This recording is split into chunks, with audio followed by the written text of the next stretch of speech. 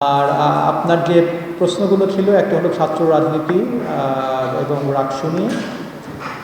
আমি কিছুক্ষণ আগেও আলাপ করছিলাম আমার সহকর্মী এবং কিছু ছাত্রদের সাথে, যে সেটা হলো যে আমরা সিদ্ধান্ত নেব, কিন্তু সিদ্ধান্ত নেওয়ার আগে স্টেক হোল্ডার যারা আছেন তাদের সবার সাথে বসেই সিদ্ধান্ত নেব। আমি কখনো একক সিদ্ধান্ত নিতে চাই না। আমি মনে করি যে জুলাই আগস্ট বিপ্লব আমাদের যদি কিছু শিখিয়ে থাকে, তাহলে আমাদের এটাও নিশ্চয়ই শিখিয়েছে যে আসলে একক কোনো কিছুই আসলে খুব কল্যাণ বয়ে আনে না। আমি কথাবার্তা বলে তারপর একটা ফ্রেমওয়ার্ক দাঁড় করানোর চেষ্টা করছি এবং এটা একটা রূপরেখা আমাদের তৈরি করা আছে। আমি প্রথমে যাদের সাথে কথা বলবো সেটা হচ্ছে যে এই ক্যাম্পাসে আমাদের বহু ওই কী বলে কালচারাল এবং সামাজিক সংগঠন আছে আর কি, এক্সট্রা কারিকুলার কো কারিকুলার যে ব্যাপারগুলো নিয়ে কাজ করে, এরকম বহু সংগঠন আছে।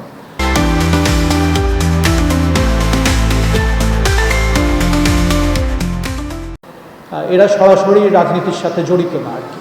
আমি এই অংশটার সাথে প্রথমে কথা বলবো, যাদেরকে আমি এই ক্যাটাগরিতে ফেলতে চাই যে যারা সরাসরি কোনো দলীয় রাজনীতির সাথে নেই, তাদের যে ভিউ আমি তাদের কাছ থেকে এটা শুনতে চাই এবং এটা খুব দ্রুত করব। হয়তো সামনের সপ্তাহে কোনো একটা সময় আমি তাদের সাথে বসবো এবং তারপরে আমি বসবো যে সংখ্যায় যাই হোক না কেন, ছোট দল বড় দল যাই হোক না কেন, ক্যাম্পাসে যত রাজনৈতিক সংগঠন আছে তাদের সবার সাথেই আমি বসব এবং এদের মতামত এবং আমাদের যে ছাত্র সমন্বয়করা ছিল তাদের ভিউ, এই সব কিছু নিয়ে আমরা একটা ফ্রেমওয়ার্ক দাঁড় করাতে চাই, যে এই ফ্রেমওয়ার্কটা এই আলাপ আলোচনার ভিত্তিতে দাঁড় করানো হবে।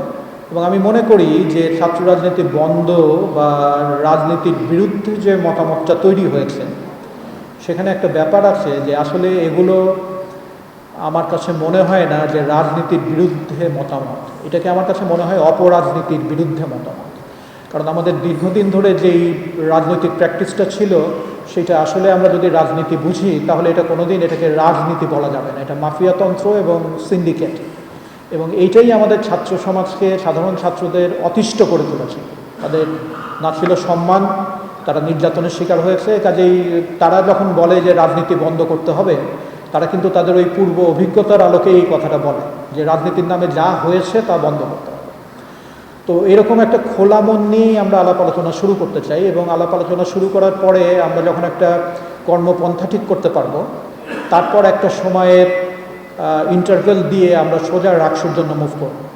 এবং আজকে আমার সহকর্মীদের বলছিলাম যে উইল ডু ইট, আমরা এটা করবো আর কি।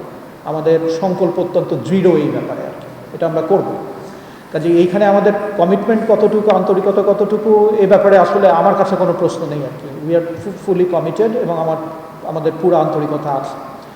এবং একটা টাইম ফ্রেমের কথা আমরা ভাবছি যে ওই টাইম ফ্রেমটা রক্ষা করার চেষ্টা আমরা করব, কারণ এটা আমাদের করতে হবে আর কি।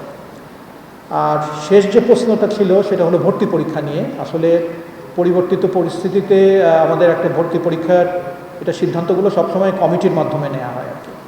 তো আমি এখানেও কমিটির সাথে বসে আলাপ আলোচনা করে তারপরেই সিদ্ধান্তের কথাটা বলবো, কারণ আমি মনে করি না যে এখানে আমার ব্যক্তিগত অভিলাষটা খুব গুরুত্বপূর্ণ। সবার সাথে আলাপ করে ছাত্রছাত্রীদের জন্য যেটা সহজ হয়, প্রক্রিয়াটা যেন স্বচ্ছ হয় এবং প্রক্রিয়াটা যেন কোনোভাবে প্রশ্নবিদ্ধ না হয়, এরকম করে আমরা জিনিসটাকে রান করার চেষ্টা করব।